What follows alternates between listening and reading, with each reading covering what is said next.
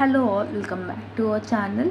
So students, in this video we will discuss unit number 4, explanation theory of financial management subject. So previous videos lo manamu first, second, third chapters explanation videos chusamu. Now in this video fourth unit explanation video అనేది చూద్దాం.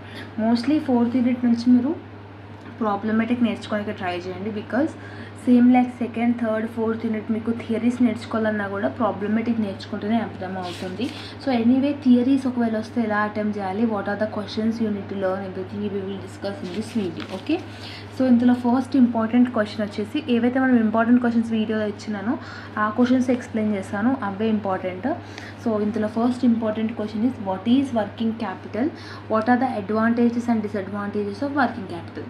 Working capital అంటే ఏంటి? మన యొక్క బిజినెస్లలో day to day ఫండ్స్ని raise చేయడం కానీ, రెగ్యులర్ యాక్టివిటీస్ని చేయడం కానీ వర్కింగ్ క్యాపిటల్ అనేది ఇంపార్టెంట్. అంటే డే టు డే యాక్టివిటీస్లో రిక్వైర్మెంట్ అయ్యే క్యాపిటల్ని మనం వర్కింగ్ క్యాపిటల్ అని అంటాము. ఆ ఫర్మ్లో షార్ట్ టర్మ్ కానీ లాంగ్ టర్మ్ కానీ ఏదైనా ఫర్మ్ కానివ్వండి, షార్ట్ టర్మ్ పర్పస్కి యూజ్ చేసేది funds which are for short term purpose is known as working capital.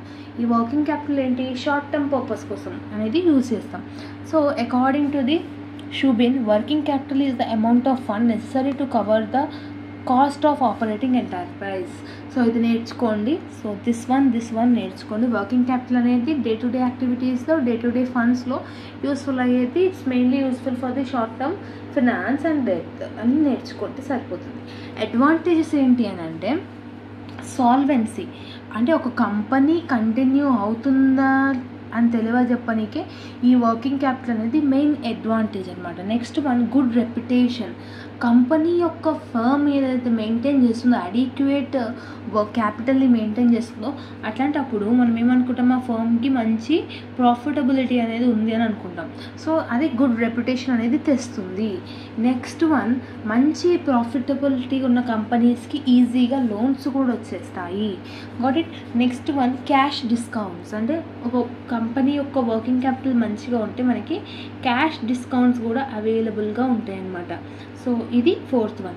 Fifth one వచ్చేసి consistent supply of raw materials. Consistent supply of raw materials ఏంటంటే, మన యొక్క డే టు డే యాక్టివిటీస్లో రా materials అనేది కన్సిస్టెంట్గా ఉంటాయి. అంటే అయిపోయేటట్టు కానీ ఉండిపోయేటట్టు కానీ ఉండకుండా డైలీ 100 ఉంటే 100 ఉన్నట్టుగా ఉంటాయి అన్నమాట. దాన్ని consistent material of raw materials అని అంటాము.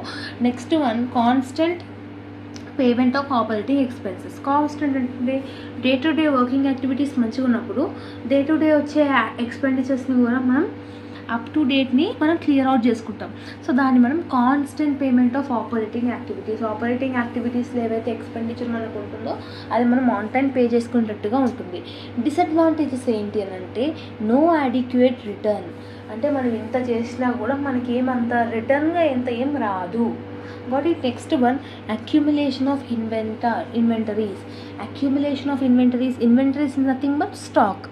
So accumulate అంటే వర్కింగ్ క్యాపిటల్ ఫర్మ్లో ఎంత ఇర్రిలవెంట్ పర్చేసెస్ చేసినా కూడా దానివల్ల మనం ఏం చేయలేము ఈ working క్యాపిటల్తోని.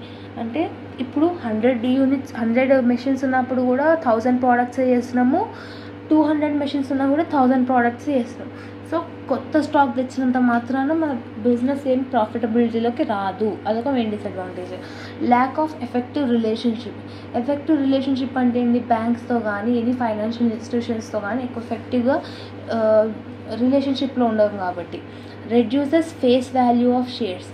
Face value of shares అంటే లో రేట్ ఆఫ్ రిటర్న్. అంటే మనం ఇన్వెస్ట్మెంట్ చేసినప్పుడు రిటర్న్గా మనకి తక్కువ పర్సంటేజ్లో వచ్చినప్పుడు దాన్ని ఫేస్ వాల్యూ ఆఫ్ షేర్స్ అని అంటాం. Next one, increase in debts and loans. అంటే డే టు డే యాక్టివిటీస్లో మనం అంత ఖర్చు పెడుతున్నాం వర్కింగ్ క్యాపిటల్లో కాబట్టి మనకి ఎక్కువగా అప్పులు వచ్చే ఛాన్స్ ఉంటుంది, లోన్స్ ఎక్కువగా తీసుకునే ఛాన్స్ అనేది కూడా ఉంటుంది. సో అందుకని it's very difficulties in the working capital అనమాట. డిసడ్వాంటేజెస్ ఆఫ్ వర్కింగ్ క్యాపిటల్ అని కూడా అనొచ్చు. సో ఇది ఒకటి ఇంపార్టెంట్ క్వశ్చన్. థియరీ అడిగితే వర్కింగ్ క్యాపిటల్ మీదనే అడుగుతాడు. సో వర్కింగ్ క్యాపిటల్ మీద నేర్చుకోండి. ప్రాబ్లమెటిక్స్ కూడా మీకు వర్కింగ్ క్యాపిటల్ మీద ఉంటాయి. సో డెఫినెట్గా ప్రాబ్లమెటిక్ వీడియో చూస్తే మీరు థియరీ రాయడానికి కూడా స్కోప్ ఉంటుంది.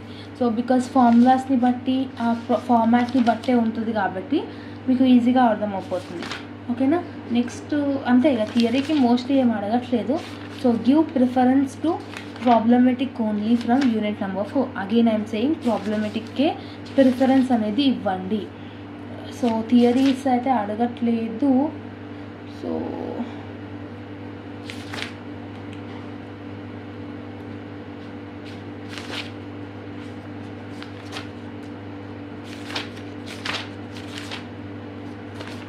ఇది ఒకటి చూడండి.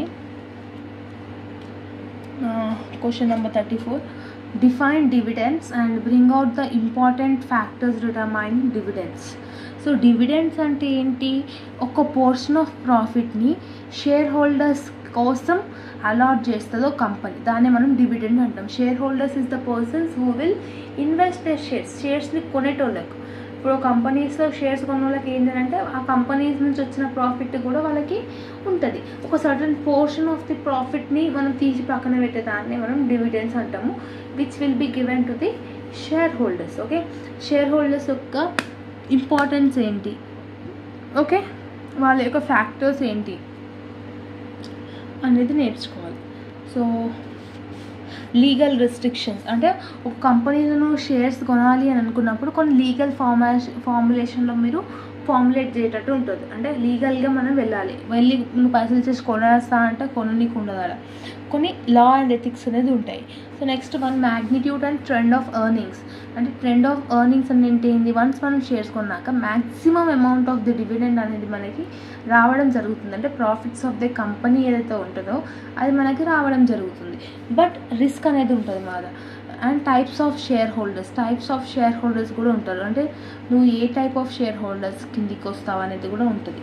Next one nature of industry అంటే అది short term industry or long term industry. Dividend అనేది వస్తుందా లేదా అంటే మనకి ప్రాఫిటబిలిటీ వస్తాయా లేవా అనేది కూడా చూసుకుంటాం. నెక్స్ట్ వన్ ఒకసారి నువ్వు షేర్స్ కొనాలి అనుకుంటే ఆ కంపెనీ యొక్క ఏజ్ కూడా చూస్తాం. అంటే since when it was established, ఎన్ని ఇయర్స్ నుంచి ఈ కంపెనీ అనేది ఉంది అని చూసి మనం షేర్స్ అనేది పెట్టడం జరుగుతుంది. నెక్స్ట్ ఫ్యూచర్ ఫైనాన్షియల్ రిక్వైర్మెంట్స్ అంటే వన్స్ మనం ఇన్వెస్ట్మెంట్ చేశాక ఫ్యూచర్లో మనకి రిక్వైర్మెంట్స్ ఏమేమి ఉంటాయి ఇట్లాంటివి ఉంటాయి అన్నమాట. ఆ పాయింట్స్లలో ఇంకేమైనా మీరు యాడ్ చేసుకొని ఒక 6 to 7 పాయింట్స్ నేర్చుకుని సరిపోతుంది. ఇక్కడ మోస్ట్లీ వాడు 13 పాయింట్స్ ఇచ్చాడు. ఇన్ఫ్లేషన్ కానీ, ట్యాక్సేషన్ పాలసీ కానీ, గవర్నమెంట్ ఎకనామిక్ పాలసీ కానీ, సో ఇట్లాంటివన్నీ ఉంటాయి. కాబట్టి ఈ అవుట్ ఆఫ్ 13లో ఏవైనా 7 to 8 గుర్తుపెట్టుకోండి. మీరు అక్కడికి వెళ్ళినాక ఒక 6 పాయింట్స్తో రాసినా కూడా సరిపోతుంది. అండ్ నెక్స్ట్ టైప్స్ ఆఫ్ డివిడెండ్స్లో మీకు క్యాష్ డివిడెంట్ ఉంటుంది, బాండ్ డివిడెంట్ ఉంటుంది. అంటే క్యాష్ రూపంలో డివిడెంట్ వస్తుంది, బాండ్ రూపంలో డివిడెంట్ ఉంటుంది, ప్రాపర్టీ రూపంలో డివిడెంట్ క్యాష్ వస్తుంది, ప్రాపర్టీ రూపంలో మనకు బెనిఫిట్ వస్తుంది, స్టాక్స్ కూడా డివిడెంట్ ఉంటుంది. ఈ 4 టైప్స్ అనేది ఉంటాయి. సో ఇవి నేర్చుకుంటే సరిపోతుంది. సో థియరీకి అయితే ఇంతే ఉంది, ఇంకేం లేదు. So whoever is learning theory you can work on it. And short క్వశ్చన్స్కి వచ్చేసరికి క్యారెక్టరిస్టిక్స్ అడిగాడు, మనం ఆల్రెడీ లాంగ్లో డిస్కస్ చేసినాము. అండ్ వర్కింగ్ క్యాపిటల్ అంటే ఏంటి, దాని యొక్క సైకిల్ అంటే ఏంటి అనేది కూడా తెలుసు మనకి. నెక్స్ట్ వర్కింగ్ క్యాపిటల్ గురించి అడుగుతాడు మోస్ట్లీ, షార్ట్ క్వశ్చన్ కూడా అంతే. డివిడెంట్ అంటే ఏంటి, form of dividend is nothing but types of dividend అనమాట. ఇంతకుముందుగా మనం డిస్కస్ చేసుకున్నాం కదా. Next one EOQ, economic order quantity. ఇది మనం ఆల్రెడీ డిస్కస్ చేసుకున్నాం డిగ్రీలో. సో దీని ఫార్ములా ఇది ఒకటి రాసినా కూడా మీకు 2 మార్క్స్ ఈజీగా పడతాయి. 2AO divided by C under root 2AO divided by C. Next one operating cycle యొక్క డయాగ్రామ్ నేర్చుకోండి. క్యాష్తోని రా మెటీరియల్స్ కొని వర్క్ ప్రోగ్రెస్ అయినాక ఫినిష్డ్ గూడ్స్లోకి కన్వర్ట్ అయ్యి సేల్స్ అమ్మినాక డెటాస్ అంటే మనకు అప్పులు ఇచ్చేసినాక మనకు మళ్ళీ ఏమొస్తుంది, క్యాష్ వస్తుంది. Got it. సో ఇది ఒక సైకిల్ గుర్తుపెట్టుకోండి. అండ్ క్యాష్ బడ్జెట్ కూడా ఇంపార్టెంట్. ఇది 4th యూనిట్ నుంచి. కేస్ స్టడీస్ కూడా అంతే. కేస్ స్టడీస్ అన్ని యూనిట్స్ నుంచి ఇస్తారా, ఓన్గా ఇస్తారా మనకు తెలియదు. కాబట్టి సో బెటర్ మీరు అన్ని యూనిట్స్ నుంచి నేర్చుకోవడానికి ట్రై చేయండి. Case studies purely own thinking అనమాట, దానికి స్పెసిఫిక్గా నేర్చుకోవాల్సిన అవసరం ఏం లేదు. So this is all about the video. I hope that you have got clarity about the 4th unit theory. If you are having any further doubts, you can comment down in the comment section. Okay, so see you in the next video. Bye bye everyone.